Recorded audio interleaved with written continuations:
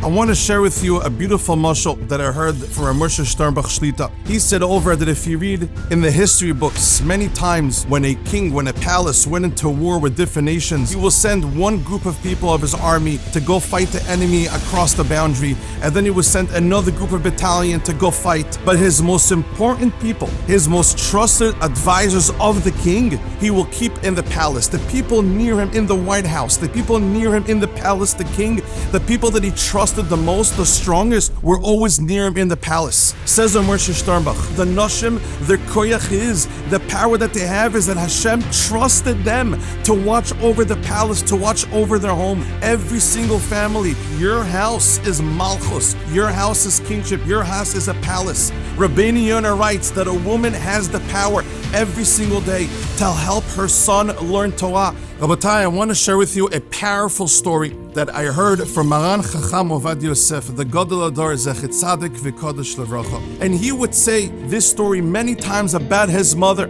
He said when he was a young boy and he will come back from Cheder, it was very hard for him because not necessarily the people around him, his friends, were the ones learning so stark. Chacham Ovadia learned you can imagine, the Gadol Ador, he learned very stark when he was a young boy. See, he says that many times when he would come back home, his mother knew that he likes a specific type of metika, specific type of candy. Which candy? For those who remember, it's the sesame candy that has like honey around them, honey with sesame. And she knew that her son Ovadia loves this candy. Now they didn't have any money. Chacham Ovadia grew up in a very, very unfortunately aniim, poor home. But his mother saved money every single week, every single month, and she will go to the market, make sure to buy her son Ovadia one pack of those candies. And Chacham Ovadia will say over that when he would come back from Cheder, his mother would go over to him and she would go to that bag of candy and she will give him those sesame honey candies to her child Ovadia, and she would tell him, I want to tell you, I appreciate you learning Torah. I am machshiv. I love it that you're learning Torah so much. I love you and I want to give you this candy.